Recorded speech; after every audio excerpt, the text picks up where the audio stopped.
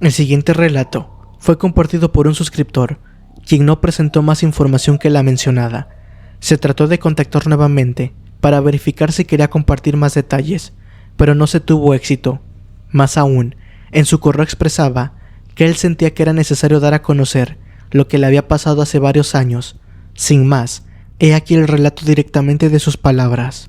Hace tiempo, me sucedió algo que llegó a marcar mi vida por completo. Significa tanto para mí poder compartirles esto que espero que ayude a alguien más en su vida, pues me ha enseñado que si algo a lo que le tememos mucho es a la misma muerte, vivir esa experiencia y saber lo que se siente hace que cambie todo nuestro panorama sobre ella. Sin embargo, esto me sucedió a mí cuando yo era tan solo un niño. Quizás un adulto con mayor trayectoria en su vida sea diferente. Mi nombre es Federico. Soy el tercero de 4 hijos, hoy en día, y soy oriundo del municipio de Morelia, Michoacán de Ocampo. Actualmente ya tengo 25 años de edad y estoy ya a pocos meses de casarme. Se preguntarán por qué les digo todo esto. Es debido a que hace años tuve una experiencia muy cercana a la muerte que me cambió totalmente, y hoy tengo la oportunidad de contarles todo esto gracias a que logré regresar de la muerte. Se trató de una experiencia que jamás he vuelto a sentir. Sin embargo, a consecuencia de haber regresado de la muerte, me han conllevado una serie de sucesos que me es complicado explicar a los demás, o por lo menos que me crean. Vivimos en una zona un poco alejada del centro de Morelia, para ser más precisos, en una zona residencial privada, en la que muchas casas apenas estaban construyendo. Con mi familia ya teníamos algunos años viviendo allí, y aproximadamente yo tenía unos 6 años cuando todo comenzó. Al tratarse de un fraccionamiento privado, mis padres confiaban mucho en la zona y sabían que no nos pasaría nada si nos dejaban jugar en las afueras de la casa. Sin embargo, ellos no contaban con que a mí se me ocurrió la estupenda idea de ir a una de las casas que estaban en construcción. Uno de mis hermanos mayores me había retado a que entrara a la casa y subiera hasta el 2º piso para que le demostrara que se había cumplido el reto. A mí siempre me gustaba este tipo de juegos de cumplir retos, pero no contaba con que después de ello no volvería a jugarlo jamás. Ingresé corriendo a la casa. No había nadie en ese momento que le cuidara. De hecho, ya tenía varios días sin que los albañiles regresaran a trabajar, pues últimamente había llovido demasiado. Por ello aún la casa estaba en obra negra. Se podía notar que le faltaba mucha construcción a la casa, e incluso cuando estaba subiendo las escaleras, me topé con que en varios escalones estaban incompletos, y en vez de ellos se habían puesto un tablón de madera que cubría el hoyo y que yo llegué a pensar que servía como un escalón. Aún así, subí con cautela, sin pisar aquel tablón, para poder llegar al 2º piso. Allí fue cuando me percaté de los cuartos de arriba que estaban incompletos o sin terminar. Llegué al cuarto que tenía el balcón. Salí para demostrarle a mi hermano que había cumplido con el reto. En ese momento se alteró gritándome que los albañiles ya habían regresado y que tenía que bajar inmediatamente. La verdad me espanté por ello.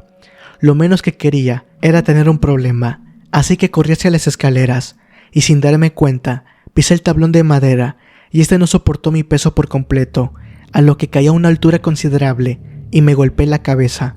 Aún recuerdo el sordo golpe que retumbó en mi cráneo, el impacto que me provocó que me mareara y comenzara a vomitar demasiado.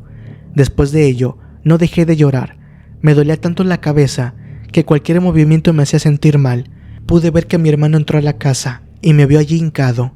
Rápidamente me tomó con sus brazos y me cargó para llevarme hasta la casa con nuestros padres. Siendo muy honesto, no recuerdo mucho desde allí. Mi hermano me decía que estaba perdiendo el conocimiento, que comencé a sacudirme rápidamente. Al parecer se refería a que comencé a convulsionar. Ya después de allí, no recuerdo nada más hasta que estaba en el hospital. Después, observando un techo extraño que jamás había visto, allí estaba mi madre dormida sobre mi regazo. Le pregunté en voz muy baja si todo estaba bien, pero un intenso dolor en mi cabeza se propagó hasta mi cuello. Mi madre despertó y se puso contenta al ver que había despertado. Procuró que no me moviera para nada.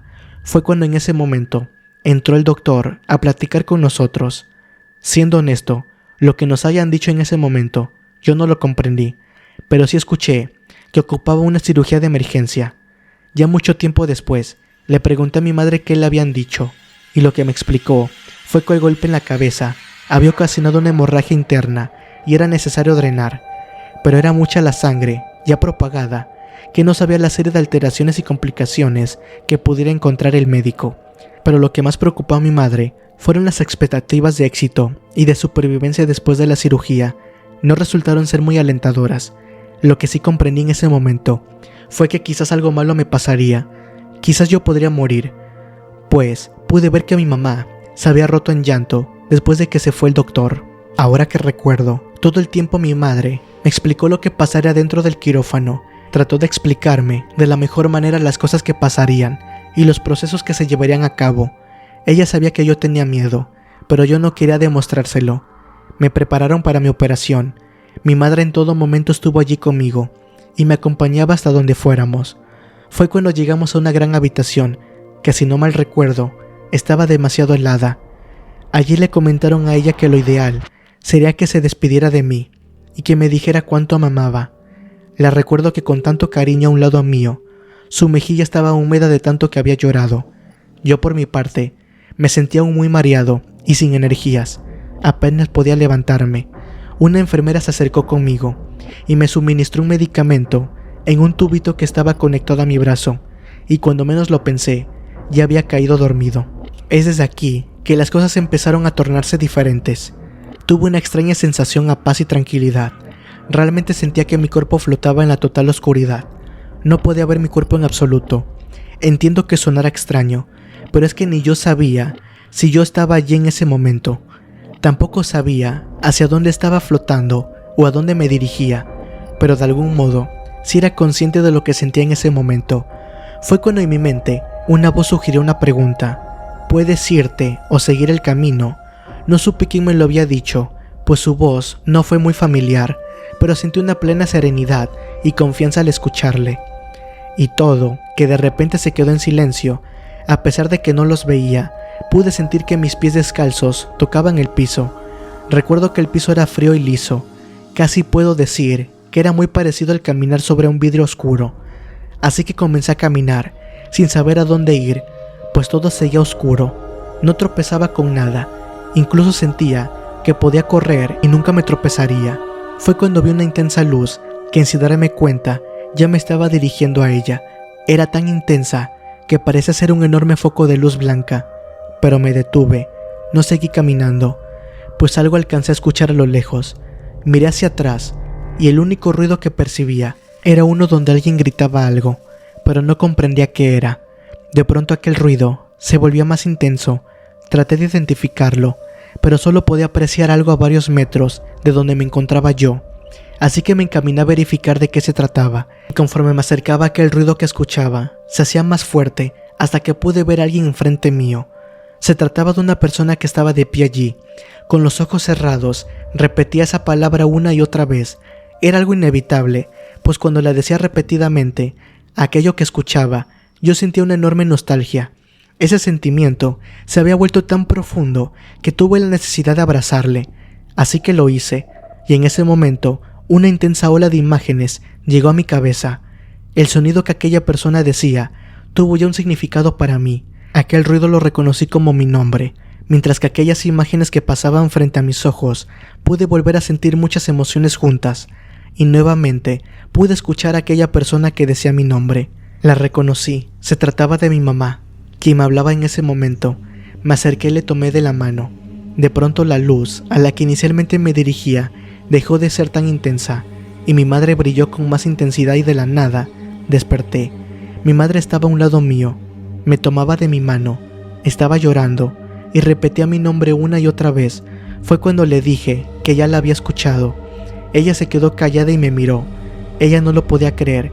Me abrazó muy fuerte y me dijo que ya me habían considerado muerto, pues aún había mucha sangre en mi cabeza que no lograron contener. Los doctores me vieron y solicitaron rápidamente atención médica. Después de eso, todo fue muy borroso. Despertaba en ocasiones, y en otras solo escuchaba mientras me revisaban. Después de una segunda cirugía, logré salir adelante. Los días pasaron. Recuerdo que para mí fue una eternidad estar en el hospital. Y un día, mientras estaba acostado en la cama del cuarto que nos habían otorgado, a mi padre le había tocado cuidarme esa noche. Me dijo que tenía que ir a cenar algo. Yo me sentía muy cansado, así que le comenté que me trataría de dormir un poco. A los pocos minutos de que él salió, pude sentir en la orilla de la camilla algo que se sentaba, pues se había sumido ligeramente. Pensé que quizás se trataba de mi padre, quien ya había regresado, pero me parecía muy pronto. Tan solo habían pasado algunos minutos. Entonces en ese momento sentí que por debajo de las cobijas alguien me tomaba de la mano y me apretaba muy fuerte. La mano la sentí muy diferente a la de mi padre. Me imaginé que quizás quería despertarme de esa manera, que yo también le apreté lo más fuerte la mano, y al abrir los ojos, para mi sorpresa no había nadie. De hecho, la mano que me estaba apretando se fue de repente y ya no la volví a sentir como me apretaba la mía. Me senté en la cama, pero no había nadie. Incluso la cama ya no estaba sumida del otro extremo. Aquello fue el principio de una serie de secuelas que hoy en día sigo teniendo. Un par de meses ya habían pasado. Ya teníamos días de haber regresado a casa. De hecho, gracias a aquel accidente, había perdido varios días de clases y tenía que ponerme al corriente. Recuerdo que a mi madre me dejaba las cosas sobre la mesa para que yo hiciera la tarea, y en una ocasión, mientras estaba coloreando, pude sentir una brisa en mi rostro. Miré por reacción de dónde provenía y pude ver que uno de mis lápices de colores iba y venía. Parecía que alguien estaba jugando con él. Yo me encontraba en silencio mientras observaba esto, y antes de buscar alguna explicación a lo que veía, le grité a mi mamá. Ella llegó en algunos segundos, pero el lápiz ya no se movía. Esa noche decidí contarles a mis padres lo que me había ocurrido en el quirófano, y mientras lo hacía, muchas cosas que ya les conté regresaron a mi mente. No sé si me creyeron, pero realmente mucha calma al decirles que ya no sentía miedo de la muerte. Para mí yo ya había muerto ese día, y fue algo hasta eso reconfortante. Parte de la recuperación total del accidente, era necesario darle seguimiento a mi cirugía con los doctores. Aún recuerdo que justo cuando me examinaba mis ojos, el doctor mencionaba que parece ser que yo no tendré alguna secuela considerable, pero yo tuve la inquietud de preguntarle algo. Le decía que últimamente había cosas que pasaban a mi alrededor. Comencé a ver sombras de personas en toda la casa, además de que en ocasiones escuchaba que me hablaban, pero no les hacía caso. Creo que lo tomó a chiste, pues no quiso darle mucha importancia. Me comentó que quizás se trataba de imaginación mía. Creo que lo que más me duele en ese tipo de situaciones es que la gente no te crea. Sin embargo, mis padres resultaron ser una fuente plena de confianza al grado de que cada vez que yo les platicaba que había visto algo, me sentía escuchado. El tiempo ha pasado. Aquellas percepciones que he tenido todo este tiempo no han pasado a más que apariciones o sombras. Afortunadamente, no me han hecho algún tipo de daño o provocado algún tipo de mal. Y ahora que ya soy mucho mayor, me acerqué con un clarividente, quien hoy en día me ha apoyado demasiado, pues me dice que se han dado situaciones en las que el tercer ojo que tenemos se logra abrir. En mi caso, el accidente pudo provocar en mí que se aperturara una mayor percepción de mi alrededor. Además me dijo que cuando alguien llegaba a sobrevivir y regresar de la muerte, la vida misma ya no se percibe igual. Espero poder contarles más de mis experiencias, pero particularmente sentí yo que debía contarles primero lo que me había pasado, pues a alguien le puede ayudar saber que lo que sigue después de la muerte puede ser un lugar tranquilo y placentero.